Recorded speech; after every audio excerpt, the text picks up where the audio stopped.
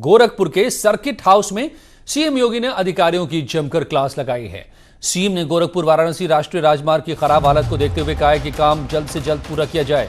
CM ने कोविड-19 और संचारी रोग को लेकर समीक्षा बैठक में कहा कि गोरखपुर में L2, L3 लेवल के बेड की संख्या बढ़ाई जाए।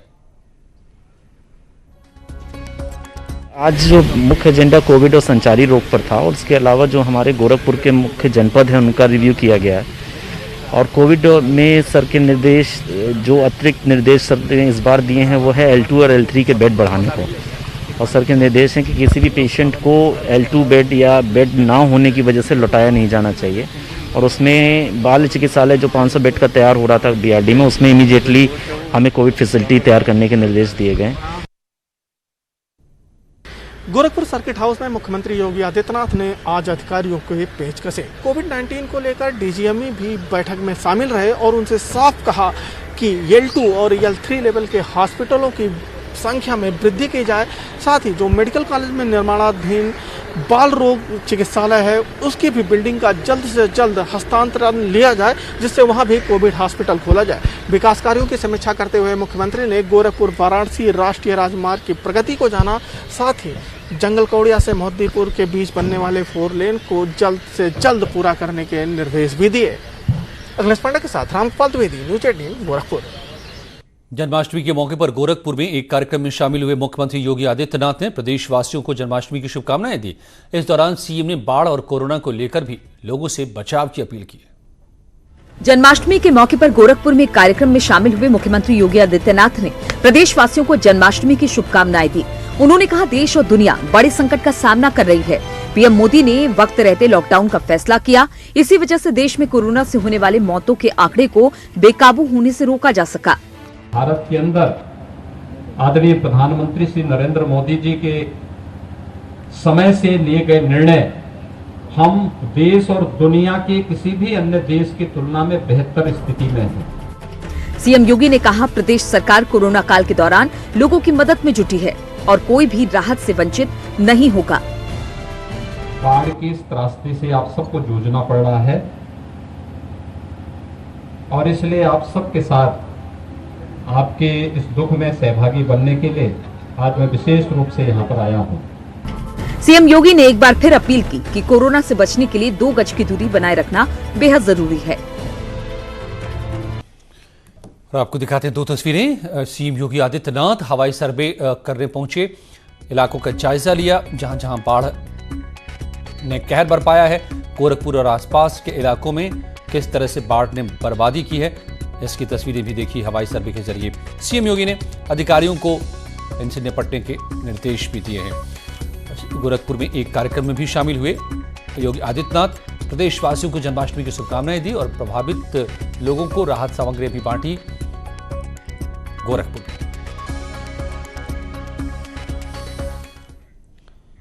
और आज एक बेहद दुखद खबर आई बुलंदशहर से। यहां एक टॉपर बेटिया की मनचलों की वजह से जान चली गई। पुलिस इसे हादसा बता रही है।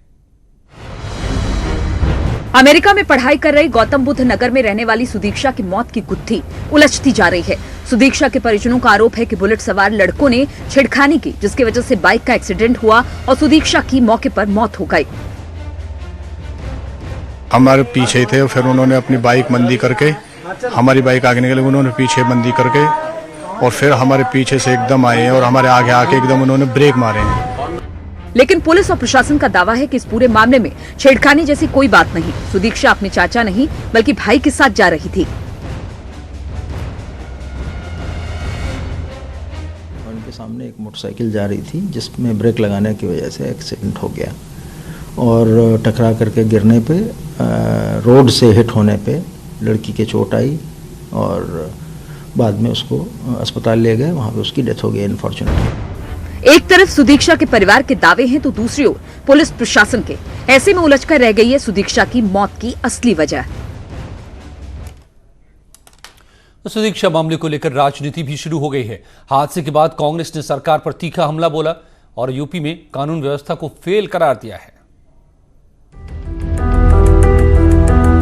सुदीक्षा की मौत को लेकर सियासत गर्म हो गई है। कांग्रेस महासचिव प्रियंका गांधी ने ट्वीट कर उत्तर प्रदेश सरकार पर निशाना साधते हुए कहा कि बुलंदशहर की घटना उत्तर प्रदेश में कानून के डर के खात्मे और महिलाओं के लिए फैले असुरक्षा के माहौल को दिखाती है। ऐसा प्रतीत होता है कि प्रशासन छेड़खानी की घटनाओं को गंभीरता से नहीं लेता। इसके लिए व्यापक फेरबदल की जरूरत है। महिलाओं पर होने वाले हर तरह के अपराध पर जीरो टॉलरेंस होना चाहिए। प्रियंका के ट्वीट के बाद कांग्रेसी नेताओं ने प्रदेश सरकार पर आरोपों की झड़ी लगा दी। देखिए, जिस तरीके से हुड़दंगियों ने कानून व्यवस्था को अपने हाथ में ले रखा है, बुलंदशहर की घटना उसका जीता जाता प्रमाण है। कहाँ है भाजपा सरकार का उत्तर प्रदेश में कानून का राज? कहाँ है भाजपा का बेटी पढ़ाओ बेटी बचाओ? सुदीक्षा की मौत का सच अब तक सामने नहीं आ पाया है, लेकिन मामला हाई प्रोफाइल है तो सियासत भी तेज हो गई है। और बाहुबली विधायक मुख्तार अंसारी के खिलाफ पुलिस प्रशासन शिकंजा कसना शुरू कर चुके हैं। इस सख्ती का अब असर भी जमीन पर दिख रहा है।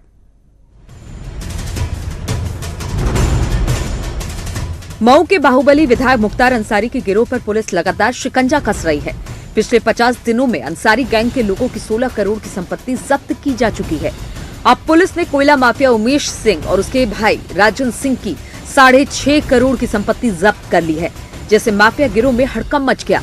पुलिस के मुताबिक कार्रवाई आगे भी जारी रहेगी। जनपद मऊ में मुख्तार अंसारी गिरोह IS 191 के अत्यंत नजदीकी और कोयला माफिया त्रिदेव कंपनियों के मालिक उमेश सिंह के विरुद्ध आज गैंगस्टर एक्ट में 14(1) गैंगस्टर एक्ट के तहत कार्रवाई की गई है। प्रदेश में अपराधियों के खिलाफ पुलिस की ताबड़तोड़ कार्रवाई जारी है। रविवार को लखनऊ में मुख्तार का शूटर राकेश पांडे भी एनकाउंटर में मारा गया था। पुलिस अपराधियों के नेटवर्क खत्म करने में जुटी है। माना जा रहा है कि आने वाले दिनों में मुख्तार गैंग की मुश्किलें और बढ़ सकती हैं। राम मंदिर फैसले पर विवादित टिप्पणी करने वालों की मुश्किलें बढ़ सकती थी, क्योंकि मुनव्वर राणा के खिलाफ दिल्ली पुलिस कमिश्नर से FIR दर्ज करने की मांग की गई है। उन पर राम मंदिर के फैसले पर सवाल उठाने और फैसला देने वाले पूर्व चीफ जस्टिस पर विवादित टिप्पणी करने का आरोप है। एसपी सांसद शफीकुर रहमान बर्क, मौलाना रहमानी और साजिद रशीदी के खिलाफ सुप्रीम कोर्ट में याचिका भी दाखिल की जा चुकी है और मांग की गई है कि इस विवादित टिप्पणी करने के मामले में अवमानना के खिलाफ कार्रवाई की जाए।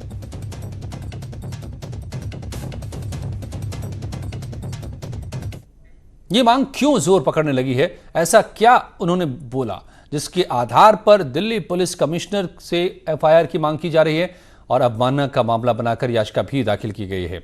सुनिए उनके बयानों को।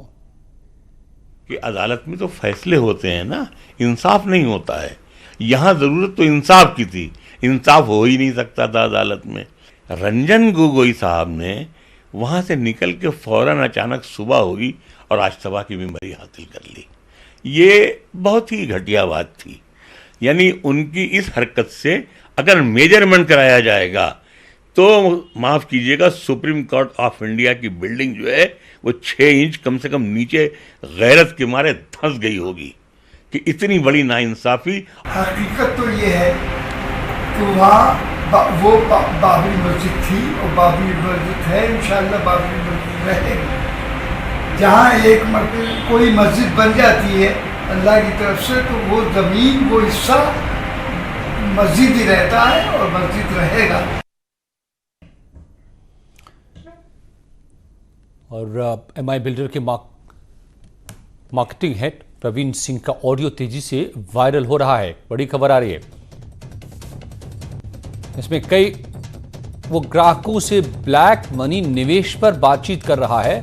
प्रवीण सिंह ED/IT के नियमों की धज्जियां भी उड़ा रहा है। सुनिए ये ऑडियो। न्यूज़ 18 इस ऑडियो की हालांकि पुष्टि नहीं करता, लेकिन जो ऑडियो का सामने आया है, ऑडियो जो बातचीत सामने आई है, उससे कई खुलासे हो रहे हैं। वैसे आप जो बता रहे हैं कि जो 2020 में प्रवेश दे रहे हैं, तो उसके लिए मैं एग्री हूँ। तो आप मुझे ये बता दीजिए कितना कैश मुझे लेके आना है, ठीक है, ताकि वो मैं आपको कैश पेमेंट कर दूं। बाकी आप इंस्टॉलमेंट का मुझे बता दीजिएगा कैसे फाइनेंस होगा। तो फिर मैं उसमें देखिए एक्चुअली क्या है ना कि जो टोटल कॉस्ट जो हमारी प्रॉपर्टी की है, राइट, सपोज जो मेरी रिंकी जी से बात हुई थी तो उस समय जो बात हुई थी वो 3 BHK पे हुई थी, राइट। तो उसमें हमारा एक 3 BHK है जो 1900 स्क्वायर फीट है, उसकी टोटल कॉस्ट 1 करोड़ 5 लाख है। और एक हमारा 3+ सर्वेंट है जिसकी साइज 2350 स्क्वायर फीट है, उसकी टोटल कॉस्ट है 1,35 लाख। तो इसमें जहाँ तक कैश एडजस्टमेंट की जहाँ तक बात है, तो उसमें जो आपका 3 BHK है वो हम मैक्स टू मैक्स मतलब मिनिमम हम उसको 60 लाख शो कर सकते हैं, rest we can manage in cash. और जो 3+ सर्वेंट है उसको हम मैक्स मिनिमम 70 पे शो कर सकते हैं, rest we can take in other way. जो मेरी वाइफ देख के गई थी उस फ्लैट का बताइए। जो वो देख के गई थी वो 1,05 लाख है, 3 BHK 1900 स्क्वायर फीट जो है। तो उसमें हम जो मिनिमम ऑन पेपर दिखा सकते हैं वो 60 दिखा सकते हैं। प्रशांत पांडे हमारे संवाददाता मेरे साथ जुड़ गए हैं और जानकारी के साथ। प्रशांत, इस बातचीत से तो साफ पता चल रहा है कि ब्लैक मनी का अभी भी कारोबार कितना बड़ा है रियल एस्टेट मार्केट में, लेकिन ये ऑडियो कब की है, किनकी है और इसकी पुष्टि क्या उपाय है? जी बिल्कुल, जिस तरीके से MI बिल्डर के द्वारा बात की जा रही है, तो इसमें स्पष्ट रूप से उनके द्वारा फ्लैट बेचने पर 60 और 40 रेशियो का लगभग वो किया जा रहा है। यहाँ पे 60% जो है वो मनी दिखाई जा रही है जो पूरी तरीके से व्हाइट है, और साथ ही साथ 40 का ब्लैक का एक बहुत बड़ा यहाँ पर सिंडिकेट और रैकेट टाइप का चलाया जा रहा है, जिसको ये लोग अलग अलग तरीकों से निवेश करते हैं। ऐसे में ये आयकर विभाग की आंखों में धूल झोंकते हैं। और अगर कायदे से बात की जाए तो आयकर विभाग के भी एक बड़े अधिकारी ने अपना नाम ना लेने की शर्त पर इस बात की पुष्टि की है कि इनके खिलाफ कई मामले लंबित हैं MI बिल्डर्स के खिलाफ में, जिसमें इनके खिलाफ में इस तरीके की शिकायतें आई। लेकिन रसूख ऐसा है इनका कि ये सारे मामले दब जाते हैं। वहीं इस ऑडियो को लेकर के भी MI ने पुष्टि की है कि ये ऑडियो पूरी तरीके से टेम्पर्ड है, और जो हमारे मार्केटिंग हेड प्रवीण सिंह का बताया जा रहा है इससे हमारा कोई सरोकार नहीं है। लेकिन जिस तरीके की ये बात है, ये जरूर बात निकल के सामने आ रही कि काला कारोबार एक बहुत हद तक रियल एस्टेट में चल रहा है और कहीं ना कहीं सरकार को चूना लगा रहा है, और साथ ही साथ आयकर विभाग के अधिकारियों की आंखों में धूल झोंकने का काम कर रहा है। अजय, साफ तौर पर इस बातचीत से ये पता चल रहा है, क्या इस मामले में पड़ताल अब शुरू की गई है? क्या जांच की जा रही है इस ऑडियो की?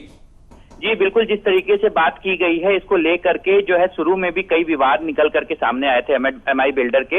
ऐसे में कहीं ना कहीं इसकी एक शिकायत की गई है, और शिकायत जो की गई वो बुद्धि राजा जी की तरफ से की गई थी, जिनके साथ इनके पुराने विवाद चल रहे हैं। ऐसे में उनके द्वारा आयकर में जाकर के एक शिकायत की गई है। हालांकि अधिकारी उसका अभी पूरी तरीके से गहन प्रशिक्षण कर रहे हैं, उस पर ये सारी उपलब्ध उनको कराई गई है, लेकिन अभी किसी भी तरीके का वक्तव्य उनके द्वारा अभी तक जारी नहीं किया गया है। अजय, धन्यवाद आपका पूरी जानकारी के लिए प्रशांत।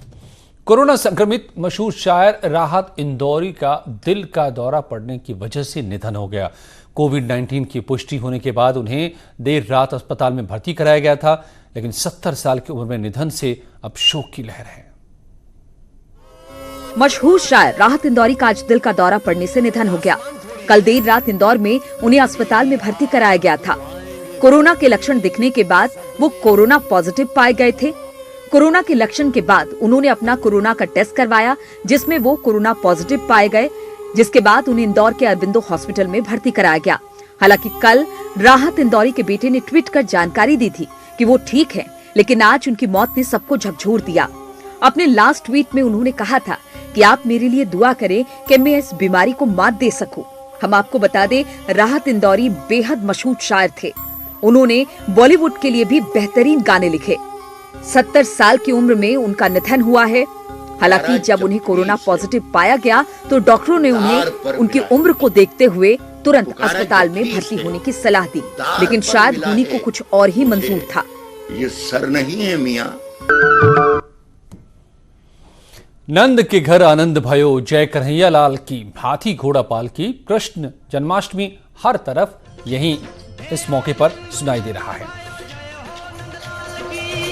कृष्ण भक्त कृष्ण की भक्ति में जुटे हैं।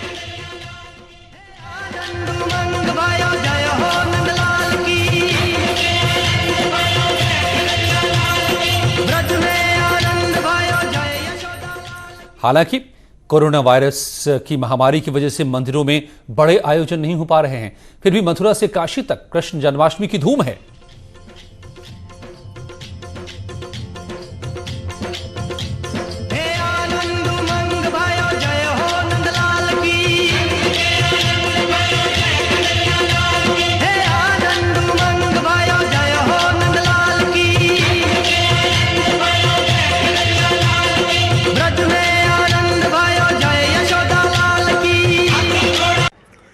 आनंद घर आनंद भयो जय कन्हैया लाल की। मथुरा और वृंदावन की हर गली में इस वक्त यही धुन सुनाई पड़ रही है। आप कहीं पर भी चले जाइए।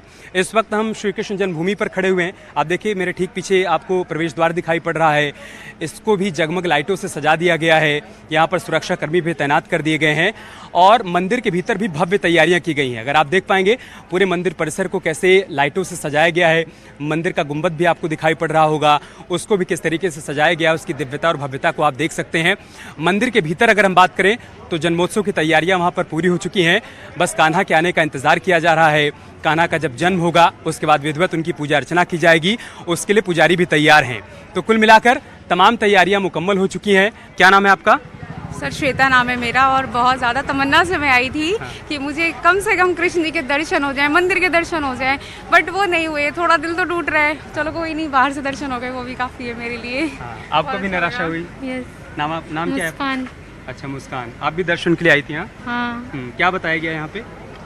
मैं यहाँ पे पहली बार आई थी। अच्छा हाँ। मैं तो दिल्ली से आई हूँ। मैं तो पहली बार यहाँ पे आई थी। मैंने सोचा कि देख लूंगी कैसा मंदिर है यहाँ पर। दीदी बोलती हैं कि बहुत सुंदर है ये। मैं आई थी पहली बार, यहाँ तो मंदिर ही बंद है, जाने नहीं दे रहे अंदर। लॉकडाउन की वजह से, हाँ कोरोना की वजह से जाने नहीं दे रहे। सारे मंदिर बंद पड़े हुए हैं। पहली बार आके यहाँ पर निराशा होकर हम जा रहे हैं वापस। तो लोग पहली बार आए कान्हा के दर्शन के लिए, लेकिन निराश हैं। निराश इसलिए हैं क्योंकि दर्शन उनको नहीं मिल पा रहा है। बहुत उम्मीद लेकर आए थे। कुछ लोग उत्तर प्रदेश के अलग अलग हिस्सों से आए हैं, कुछ लोग दिल्ली से आए हैं, लेकिन क्या करें, मजबूरी है। कोरोना से भी बचना है, इस वजह से प्रशासन ने फिलहाल बंद कर रखा है प्रवेश को पूरी तरीके से और इन सभी को निराशा का सामना करना पड़ रहा है। कैमरामैन नरेश के साथ अमित गर्ग शुक्ला, न्यूज़ 18 मथुरा। जन्माष्टमी की धूम दिल्ली में भी है। दिल्ली के इस्कॉन टेम्पल जाकर न्यूज़ 18 संवाददाता ने जायजा लिया। के मौके पर इस्कॉन टेम्पल में पूजा पद्धति में बदलाव किया गया है। हालांकि जन्माष्टमी के समय में नॉर्मल समय में लाखों लोग जो है वो यहाँ पर दर्शन करने आते थे, लेकिन इस बार वही लोग दर्शन कर सकेंगे श्री कृष्ण का। जो जिनके पास हो, आप यहाँ पर देख सकते हैं कि जो मंदिर है, मुख्य मंदिर है, वहाँ पर पूरी तरह से सजावट का जो है वो काम किया जा रहा है और 4:30 बजे जो है वो आरती होगी और उसके बाद जो लोग हैं वो यहाँ पर आ सकेंगे। वैसे ही लोग आ सकेंगे जिन्हें इन्विटेशन मिला हो। इसके साथ ही साथ प्रसाद में भी, भगवान के भोग में भी परिवर्तन किया गया है। तो यह भी बताना चाहूंगा कि जो यहाँ पर एक में चैम्बर भी बना है जहाँ पर लोग जो है वो सैनिटाइज में उन्हें किया जा सके, साथ ही साथ जो सोशल डिस्टेंसिंग का पालन करवाया जा सके, इसकी भी मंदिर जो प्रशासन है वो पूरी तरह से व्यवस्था कर रही है। तो निश्चित तौर पर एक अलग तरह से जन्माष्टमी की जो पूजा है वो यहाँ पर कोरोना काल में किया जाएगा। कैंसर रमेश रत्नाकर के साथ विनीत कुमार, न्यूज़ 18 दिल्ली। खुशी भलों में जारी है यहाँ खबरों का सिलसिला। नमस्कार।